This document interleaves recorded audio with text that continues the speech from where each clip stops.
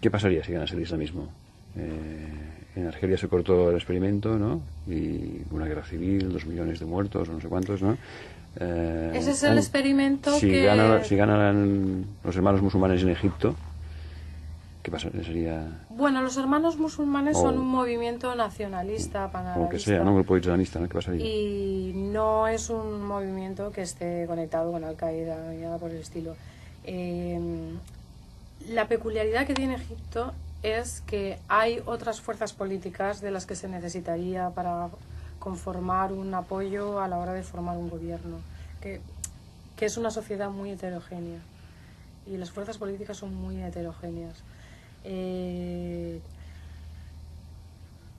Por otro lado, Al-Baradei es una figura, puede erigirse en una figura de consenso, sobre todo de cara a Occidente, a salvaguardar los acuerdos de paz, y parece ser que hay un acierto entre las distintas fuerzas políticas que conforman la oposición en que sea él quien por el momento esté liderando esta oposición.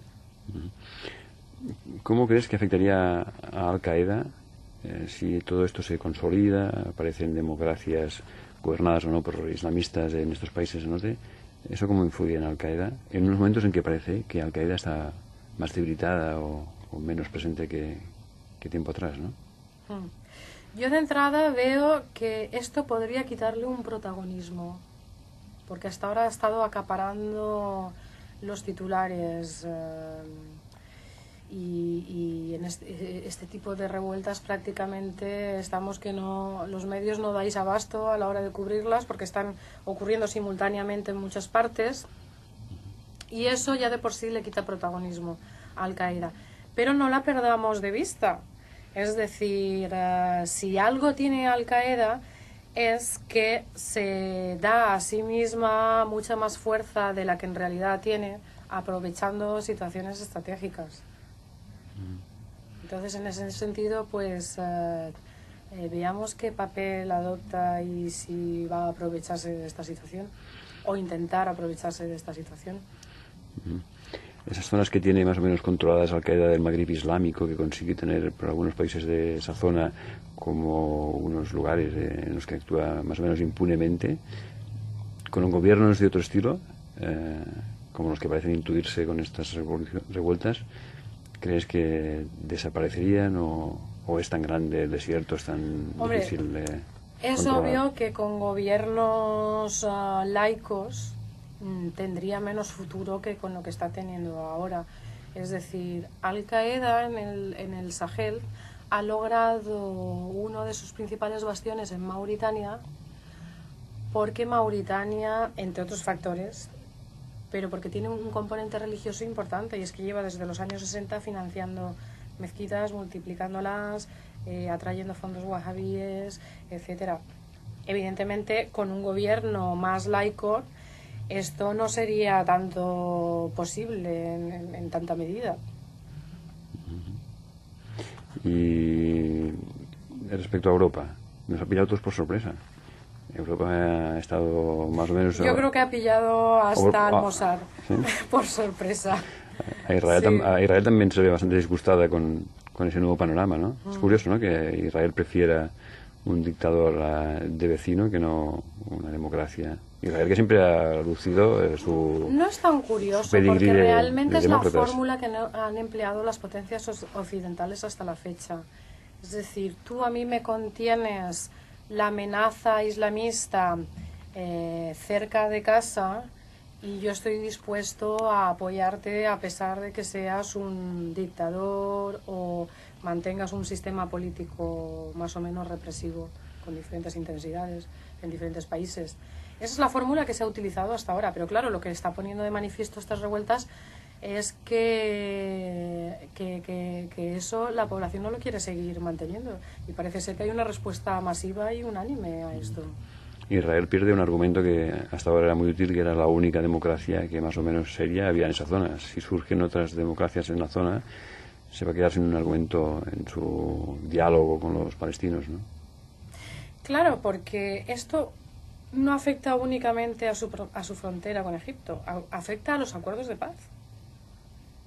Es decir, depende del tipo de gobierno que salga en Egipto, van a peligrar o no en mayor o menor medida los históricos acuerdos de paz.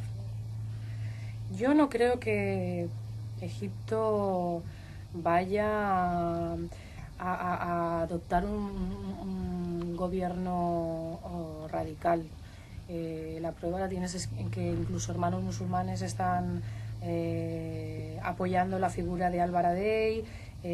No hay fisuras entre las diferentes amalgamas que hay en la oposición en torno a la figura de Al-Baradei. Mientras siga siendo así, pues hay perspectivas de que se pueda formar un gobierno moderado y que respete sus acuerdos de paz. Pero claro, aquí falta ver cómo va a evolucionar la situación. Lo que se está pidiendo es que se amplíen los derechos de la Constitución, que se avance hacia el pluripartidismo, que se convoquen elecciones. Si esto tiene lugar, pues habría que ver los resultados de esas elecciones. Yo creo que todos estos resultados los veremos en cuestión de meses. Tendrá que avanzar todavía muchas cosas. Supongo que hay que hablar de un día para otro y es complicadísimo hacer especulaciones porque puedes decir cosas que no pasarán y tal, ¿no? Entrar bastante resbaladizo, ¿no? Pero ¿te atreves a decir si ese contagio, cuando pasó lo de Túnez, dijeron que no se iba a contagiar Egipto y al cabo de 2 días estamos como estamos, ¿no? Va a ir a más sitios esto, va a afectar a Jordania, Yemen. Yo creo que riesgo de contagio lo hay por las características propias del mundo árabe, que tiene ese efecto pelota. Pero sí que es cierto que cobra diferentes intensidades en diferentes países, porque ha habido países que han sido más o menos férreos con el sistema político. Es decir, no es lo mismo la situación en Yemen, que la mayoría de la población es analfabeta y ha sido un gobierno mucho más represivo, que en Jordania o que en Marruecos, donde hay una cierta pluralidad y unas clases sociales más o menos contentas o descontentas con el régimen. Pero eso puede llegar, por ejemplo, Sudán, que en Sudán ha habido conatos, que es otro modelo, o sea, no son dictadores pro-occidentales, ¿no? Son dictadores musulmanes, ¿no? Sí. En Sudán ha habido conatos de revueltas, pero más en circuitos más culturizados, con lo cual no es posible que tenga tanto éxito, porque allí, digamos, donde ha habido estas iniciativas es en los núcleos de las universidades, y la población sudanesa mayoritariamente no es urbana y no está tan culturizada. Hay mucho analfabetismo, mucha pobreza, y las mismas dificultades geográficas del país para concentrar a la gente no tiene las características que puedan tener otros países más avanzados.